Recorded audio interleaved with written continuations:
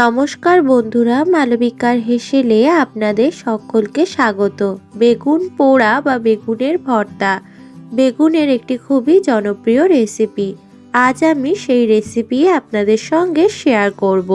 বেগুন পোড়া বা বেগুনের ভর্তা বানানোর জন্য যা যা সবজি লাগে আমি এখানে সেগুলো নিয়ে নিয়েছি। এবার এখানে আমি একটা বেগুন নিয়ে নিয়েছি আর একটা ছুরির সাহায্যে বেগুনের গায়ে চারিদিকে ছোট ছোট করে চিড়ে নিলাম। এতে বেগুনটা খুব ভালো করে তাড়াতাড়ি সেদ্ধ হয়ে যায়। এবার বেগুনের গায়ে সর্ষের তেল মাখিয়ে নিলাম একটু ভালো করে। বেগুনের যে যে জায়গায় আমি ছুরি দিয়ে চিড়ে নিয়েছিলাম সেই জায়গাগুলোতে গ্যাপ তৈরি হয়েছে, তো সেই জায়গাতে আমি রসুনের কোয়া দিয়ে দিলাম। এখানে 10টা মতো রসুনের কোয়া আমি ব্যবহার করেছি। এবার গ্যাসটা চালিয়ে গ্যাসের ওপর রুটি ছ্যাঁকার যে তার জালি বা নেট হয় সেটা প্রথমে গ্যাসের ওপর বসিয়ে এতে বেগুন আর টমেটোটা দিয়ে টমেটো আর বেগুনটাকে পুড়িয়ে নিতে হবে। বেগুনটা এখানে পুড়ে সেদ্ধ হতে একটু বেশি সময় লাগবে, সেখানে টমেটোটা পুড়ে সেদ্ধ আগেই হয়ে যাবে। তার জন্য আমি টমেটোটা এখানে আগে তুলে নিলাম। এটা ভালো মতো সেদ্ধ হয়ে গেছে। এবার বেগুনটা বাকিটা পুড়িয়ে নেব। আমার এখানে বেগুনটা পুরোপুরি পুড়িয়ে নিতে সময় লেগেছে 15 মিনিট। এবার টমেটো আর বেগুনের যে পোড়া খোসাগুলো রয়েছে সেগুলোকে আমি ছাড়িয়ে নিচ্ছি।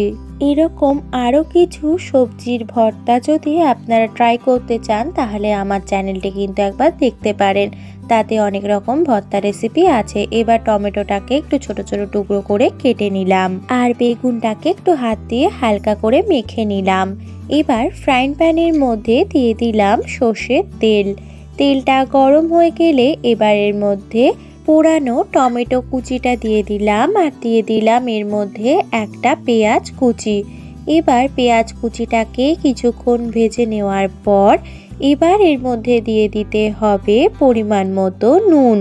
পেঁয়াজটাকে আরও কিছুক্ষণ ভেজে নেওয়ার পর এবার এর মধ্যে দিয়ে দিতে হবে 4টে কাঁচা লঙ্কা কুচি আর এর মধ্যে দিয়ে দেব যে রসুনটা পুড়িয়ে রেখেছিলাম সেটা থেতো করে দিয়ে দিলাম।